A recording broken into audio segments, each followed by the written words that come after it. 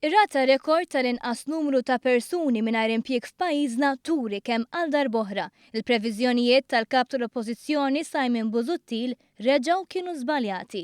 Innota dan id-deputat mexxej tal-Partit Laburista Tony Abela li fakkar fil-previżjonijiet li kien jagħmel Simon Busuttil sa ftit ta' xhur ilu fosthom li l-qatt se jlaħħaq 8,000. L-inkwiet tiegħi huwa illi l-qatt jista' jibqa' jiżdied. L-inkwiet tiegħi huwa u nittama li ma jiġrix hekk illi l-qatt imiss 8,000 ruħ. U jekk imiss 8,000 ruħ, allura tkun prova ċara tal-inkompetenza ta' dan il-gvern, tad-dilettantiżmu ta' dan il-gvern, tal-inkapaċità ta' dan il-gvern illi jagħti direzzjoni lil pajjiż li tassew toħloq ix-xogħol u mhux toħloq il-qatt. Minflok il-qatt niżel għal 5,000 iżda Simon Busuttil qed jibqa' negattiv. Mill-lider l-lubliba tal-poter qed tiġi qabel l-interess anki tal-partit tiegħu biex ma ngħidx tan-nazzjon.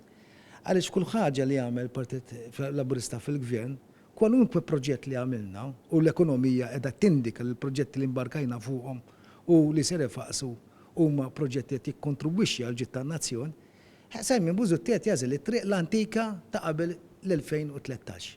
Tony Abela fakkar kif dan is-suġġett qed joħroġ ukoll il-qasma fil-Partit Nazzjonalista b'reazzjonijiet konfliġġenti tal-ogħla esponenti tal-istess partit. Id-deputat Silvio Xkembri sostna li fid-dawl il-Eurostat qalet li Malta hija fost l-aqwa fl-Ewropa fil-qasam tal-impjiegi, il-Partit Laburista huwa ottimist. Aħna min-naħa tagħna triq quddiem hija li nibqgħu ottimisti, qegħdin naraw diversi proġetti wkoll in the pipeline li ħajkun qegħdin jitlestew fix-xhur li ġejjin u ovvjament dawn il-proġetti ħajkomplu joħolqu l-ġid, ħajkomplu joħolqu postijiet tax-xogħol li fl-aħħar mill-aħħar ħajkunu qegħdin ikomplu igawdu minnhom il-familji Malti u Mawċin. Xkembri żied li l-Partit Laburista mhux se jinsa lil dawk li għadhom qed ifittxu post tax-xogħol jew lil oħrajn li qed jaħdmu b'kundizzjonijiet tal-prekarjat għaliex il-ħidma tal-Gvern f'dan il-qasam se tissokta.